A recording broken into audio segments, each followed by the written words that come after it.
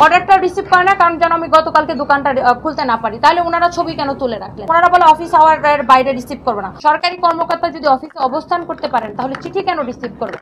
সহকারী পরিচালক জব্বার মন্ডল এসে রাজু একটা নাম লিখে আমাকে আরো 2 লাখ টাকা জরিমানা করে। আমি নেই বিচার পেয়েছি। আমার আগে থেকেই মহামান্য হাইকোর্টের প্রতি আমার আস্থা ছিল এবং আমার মনে হয় এই রায়ের মাধ্যমে আমার এই আমি যে রায়টি পেয়েছি এবং আমি সন্তুষ্ট, এবং আমার মনে হয় এটা একটা পুরো বাংলাদেশে বিশেষ করে নারী উদ্যোক্তাদের জন্য একটা দৃষ্টান্ত নজিরবিহীন একটা রায় মহামান্য হাইকোর্ট দিয়েছে। 13 তারিখ যে ক্রেতা পণ্যটি ক্রয় করে তিনি সেটা অনলাইনে ক্রয় করে, যেখানে ভুক্ত অধিকারের 60 ধারা অনুযায়ী স্পষ্ট করে বলা আছে যে পণ্য ক্রয়ের 30 দিনের মধ্যে অভিযোগ করতে হবে। সেখানে যিনি ক্রেতা ছিলেন তিনি অনলাইন থেকে পণ্যটি কেনার আপনার 53 দিন পরে উনি ভুক্ত অধিকারে কমপ্লেন করে। তারপরেও আমি এটার সর্বোচ্চ জরিমানা দেই, যেহেতু আমার 1 বছর আগের একটা পণ্য, এটার মেমো তো আমরা আসলে ওইভাবে সংরক্ষণ করতে হবে এটাও আমরা জানতাম না। আমি এক ধারায় জরিমানা দেওয়ার পরে আমাকে ইন্দ্রাণী রায় তলব করে, কিন্তু তারপরে ঢাকা জেলা কার্যালয়ের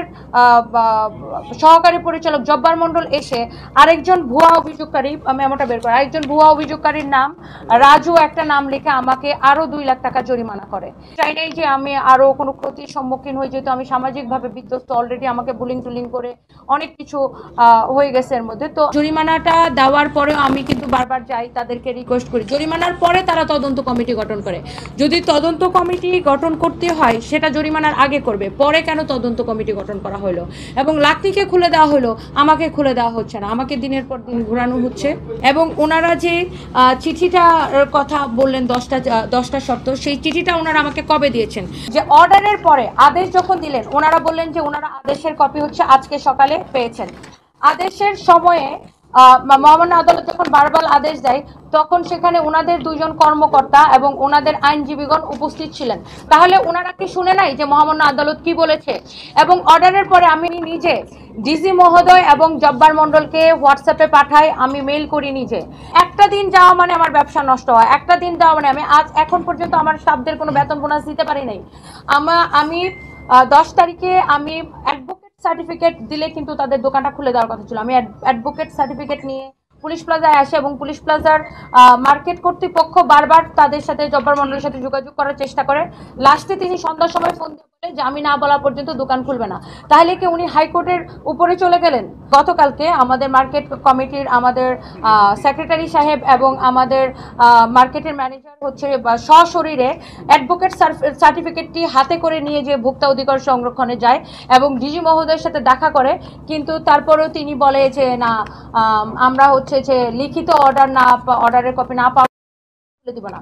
মানে এটা কি শুধুমাত্র কোনো একটা অদৃশ্য কারণে আমাকে হয়রানি করার জন্যই কি কাজটা করা হয়েছে? নয়তো হাইকোর্টের অর্ডারের পরে কেন খুলে দিবে না?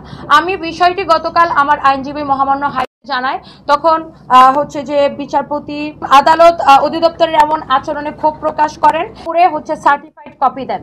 এবং সার্টিফাইড কপিটা আমরা তো আদালতের একটা নির্দিষ্ট একটা সিস্টেম আছে, সার্টিফাইড কপিটা নিতে নিতে ভোক্তা অধিকারে আমার উকিলের লোক আস্তে আস্তে 5:15 বাজে। তখন সেখানে ওনাদের অফিসের সকল মানে মোটামুটি অনেকেই উপস্থিত ছিলেন। গতকালকে যখন অর্ডারের কপিটা নিয়ে যায়, ওনারা অর্ডারের কপিটা বের করে ছবি তুলে রাখে, কিন্তু অর্ডারটি রিসিভ করে না। এটাও কি আমাকে হয়রানিমূলক নয়? অর্ডারটা রিসিভ করে না, কারণ যেন আমি গতকালকে দোকানটা খুলতে না পারি। তাহলে ওনারা ছবি কেন তুলে রাখলেন? ওনারা বলে অফিস আওয়ারের বাইরে রিসিভ করবে না। অফিস আওয়ারের বাইরে সরকারি কর্মকর্তা যদি অফিসে অবস্থান করতে পারেন তাহলে চিঠি কেন রিসিভ করবে? আজকে সকালে পুনরায় সকাল 9টায় ওনাদেরকে অর্ডারের কপি পাঠানো হয়। তারপরে মহামান্য আদালত 24 ঘন্টার সময় দেয় ওনাদেরকে অর্ডারের লিখিত কপিতে, যে 24 ঘন্টার মধ্যে আমার দোকানটি খুলে দেবে। এই প্রেক্ষিতে ওনারা আজকে এসে আমার দোকানটি খুলে দেয়। প্রায় 30 দিন, বা গত 13 তারিখে বন্ধ হয়, আজকে 12 তারিখ। তাহলে এই যে আমি এখন আমার প্রশ্নগুলো আপনাদেরকে বলি। আদালত বলেছেন আমার দোকান বন্ধ করা যুক্তিসঙ্গত নয়, নট রিজনেবল, এটা মেনশন করেছেন হচ্ছে আদালতের রায়ে। তাহলে জব্বার মন্ডল কেন অযৌক্তিকভাবে আমার দোকান 28 দিন বন্ধ রাখলেন? কেন আমাকে আদেশের কপি না দিয়ে জরিমানা করা হলো? আমার দোকান যে তারা বন্ধ করেছিল তখন কিন্তু আমাকে কোনো আদেশের কপি তারা দেয় নাই, জরিমানার পরেও আমাকে দেয় নাই। এবং রাজু যে অভিযোগকারীর ওনারা মানে রাজু নামে যে অভিযোগকারীর নাম লিখতেন, সেই রাজু ব্যক্তিটিকে এই অদৃশ্য রাজু ব্যক্তিকে। আর আমাকে যে লাখটি মাল দেয় তার দোকান কিভাবে খুলে গেল, আর আমার দোকান কোন অদৃশ্য কারণে বন্ধ থাকলো? একজন নারী উদ্যোক্তার পোশাক নিয়ে কটূক্তি এবং অপমান কেন করা হলো? আদালতের নির্দেশের পরেও কেন এত চলচাতুরি আমার সাথে করা হলো? সেটা হলো, এই পর্যন্ত নিশ্চয়ই আপনারা জানেন জাতীয় ভোক্তা অধিকার সংরক্ষণ অধিদপ্তর না হলেও 25 থেকে 30,000 অভিযান কিন্তু তারা পরিচালনা করেছেন।